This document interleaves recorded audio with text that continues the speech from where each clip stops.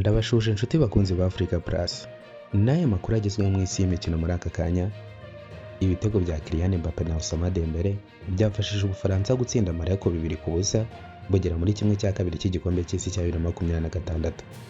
Muri uyu mukino wa kimwe cya kane wabereye kuri Gillette Stadium ku mugoroba wo kuwa kane, ikipe y'igihugu y'Ubufaransa yatangiye iri hejuru ndetse mu minota ine ya mbere Morocco yari imaze kurokoka inshuro ebyiri, aho Mbappe yarekuye ishoti riremereye rinyura ku ruhande gato, naho Diato yashyizeho umutwe gusa umunyezamu Bono aratabara. Ku munota wa 25 Ubufaransa bwabonye penalty ku ikosa rya Nusor yari akoreye Kylian Mbappe, uyu rutahizamu ayiteye umupira ukurwamo na Yassine Bounou.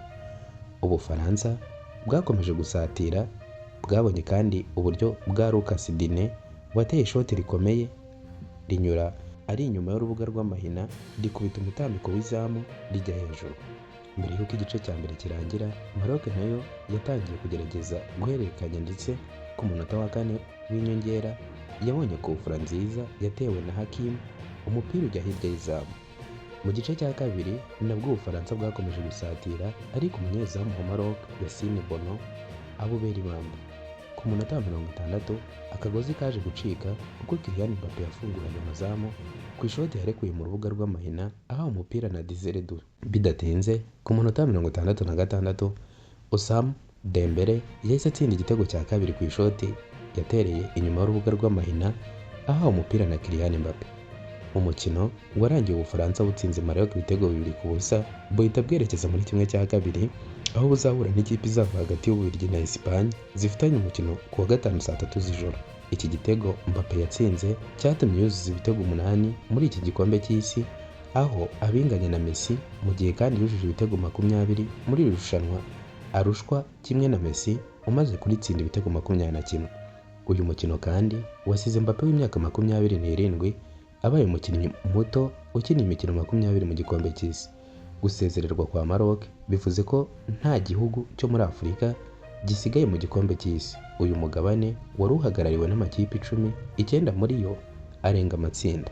Aho umutoza w'ikipe y'igihugu ya Misiri Hussam Hassan yagaragaje ko Argentine yateguriwe gutwara igikombe cy'isi cya 2026, bityo ko atumva impamvu bemereye andi makipe kujya guhatana. Ibi yabigarutseho nyuma y'umukino wa kimwe cy'umunani w'igikombe cy'isi cya 2026 batsinzwemo na Argentine ibitego 3-0, ibitego 3-2, ndetse bahita banasezererwa.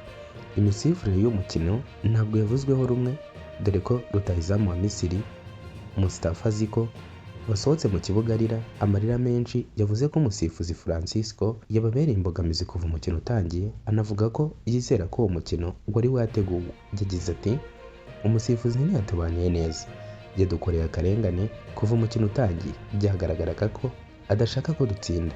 Uyu mukino wari wateguwe. Ziko yavuze ibi nyuma y'uko igitego yatsinze cyanzwe na VAR kubera ikosa ryakozwe ryavuzwe ko ryakozewe mbere y'uko igitego kivuka, icyemezo abanyamisiri benshi batemeranyije nacyo.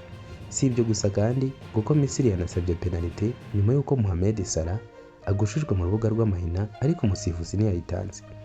Nyuma y'ako kanya nibwo Enzo Fernandez yatsindiye Argentine igitego cy'intsinzi mu minota y'inyongera. Icyo cyemezo cyarakaje cyane abari ku ntebe y'abatoza ba Misiri, aho umwe mu bagize abatoza yanahawe ikarita itukura.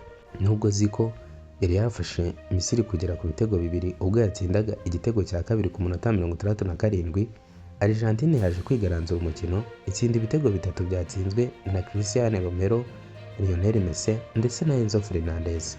Ziko yanze guha Argentine ishimwe ry'intsinzi, avuga ko iza gutsinda ku bushobozi bwayo bwonyine bari kubyemera. Agize ati, iyo baza gutsinda ku mbaraga zabo gusa twari kubyakira ukundi. Umutoza wa Misiri Hussam Hassan nawe ntiyahise amarangamutima mu kiganiro yagiranye n'abanyamakuru, aho yavuze ko batabonye ubutabera mu misifurire. Yagize ati, ntabwo twabonye ubutabera cyangwa kubahiriza amahame ya siporo. Birasa nkaho habayeho igitutu cyashyizwe ku musifuzi kugira ngo ibintu bigende uko byagenze.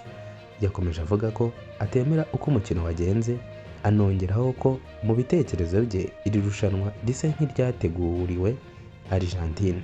Niba bashakaga ko Argentine itwara igikombe cy'isi kuki batumiye andi makipe ngo aze gukina